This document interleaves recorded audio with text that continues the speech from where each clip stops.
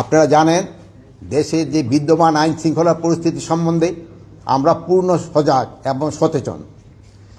আপনারা জানেন যে আওয়ামী দোসররা তারা দেশকে অস্থিতিশীল করার জন্য সব ধরনের চেষ্টা করতেছে। যেহেতু তারা প্রচুর টাকা দেশ থেকে স্থানান্তর করেছে, ওই টাকা তারা এখন ব্যবহার করতেছে।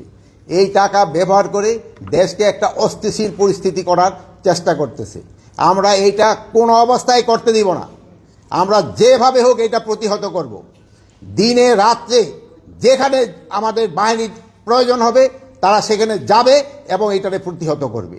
আপনারা জানেন, আমি আপনাদের সামনে দায়িত্বহীনভাবে বলতে চাচ্ছি, আমি এই আওয়ামী যারা এই কাজগুলি করতেছে তাদের আমি ঘুম হারাম করে দিব এবং তারা কোথাও কোনো স্থান পাবে না।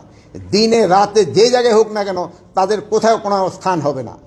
আর একটা আমি আপনাদের কাছে দায়িত্বহীনভাবে বলতেছি যে আমার বাহিনীকে আমি ইনস্ট্রাকশন দিয়েছি, তারা তাদের টহল কার্যক্রম আরও বৃদ্ধি করবে। আগামীকাল থেকে যেন কোথাও কোনো কিছু না ঘটে এই জন্য তারা ব্যবস্থা নেবে। এবং আমি বাহিনীর সবাইকে আমি এই ইনস্ট্রাকশন দিয়েছি এবং তারা এইটা ভালোভাবে কার্যকর করবে। এবং তারা যদি ভালোভাবে কার্যকর করতে না পারে তবে তাদের বিরুদ্ধে আমি একটা অ্যাকশন নেব। তা আপনারা দেশবাসীকে আশ্বস্ত করবেন, আইন শৃঙ্খলা পরিস্থিতি দিনে দিনে আরও উন্নতি হবে এবং এটা অবনতি হওয়ার কোনো সম্ভাবনা নাই। এবং দেশকে যারা অস্থিতিশীল করার চেষ্টা করতেছে তাদের কোনো অবস্থায় আমরা ছাড় দিব না। এই আওয়ামী দোসরদের আমরা কোনো অবস্থায় ছাড় দিব না। তাদের কাছে প্রচুর টাকা আছে, এই টাকা তারা বিভিন্ন জনের মধ্যে বিভিন্নভাবে ছড়াচ্ছে এবং দেশে একটা অস্থিতিশীল পরিস্থিতি চেষ্টা করতেছে, কিন্তু তারা কোনো অবস্থায় সাকসেস হবে না। এবং আমরা যেভাবে হোক আইন শৃঙ্খলা পরিস্থিতি দিনে দিনে উন্নতি করতে থাকবো।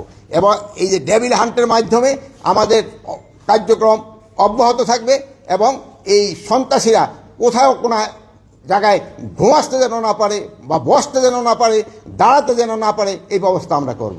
এইতে ওই দোসরটাই বেশি জড়িত।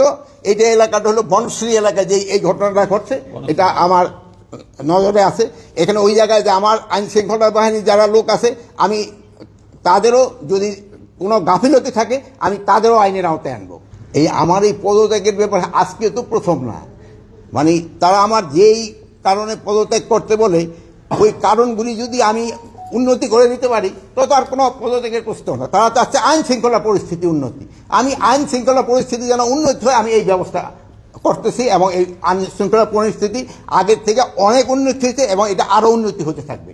আপনি গ্রেপ্তার কিন্তু করা হচ্ছে, বা যে পরিমাণ গ্রেপ্তার করা উচিত হয়তো সেই পরিমাণ হয়তো হচ্ছে না। যেমন ধরেন এই বাসে ডাকাতির জন্য কিন্তু অলরেডি 3 জনকে কিন্তু সাভার থেকে গ্রেপ্তার করা হয়েছে, গ্রেপ্তার হচ্ছে এবং গ্রেপ্তার এটা চলতে থাকবে। ম্যাজিস্ট্রেরি পাওয়ার তাদের যে ক্ষেত্রে দেওয়া হয়েছে ওটা ঠিকভাবেই কাজ চলতেছে। এই যে দেখেন সেনাবাহিনীর অফিসারও কিন্তু এখানে আছে, তারও কাজ করে যাচ্ছে, তারও কাজ করছে, সবাই কাজ করতেছে দেখেই কিন্তু আমরা একটু আগের থেকে পরিস্থিতি একটু ভালোর দিকে গেছে।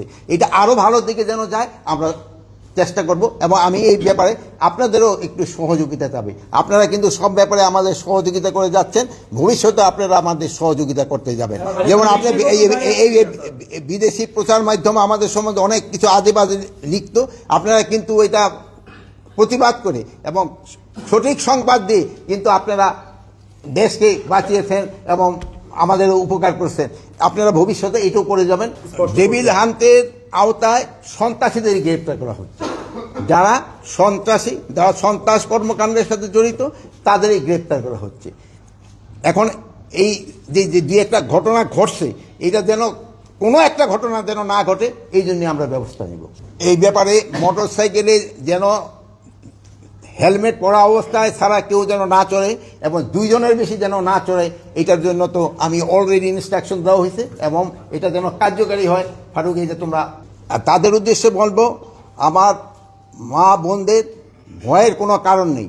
তাদের ব্যাপারে আমরা সব সময় কনসার্ন এবং তাদের কোনো ধরনের যেন কোনো রকমের সমস্যা করতে না হয় এরপরে আমরা সব সময় সজাগ আছি এবং আইন শৃঙ্খলা বাহিনীও এই ব্যাপারে সবসময় সজাগ আছে।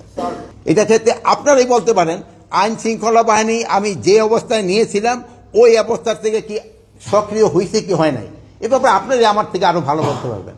আমি কি অবস্থায় আইন শৃঙ্খলা বাহিনী ঢুকতে নিয়েছিলাম এটা জানেন, যে সময় আমি ঢুকতে পারিনি আইন শৃঙ্খলা বাহিনীর কাছে, আপনার পুলিশের অবস্থা কী ছিল, আনসারের অবস্থা কী ছিল, ওই অবস্থা থেকে কি উন্নতি হয়েছে কি হয়েছে না, এই ব্যাপারে আমি আপনাদের উপরে এই বিচার ছেড়ে দিলাম।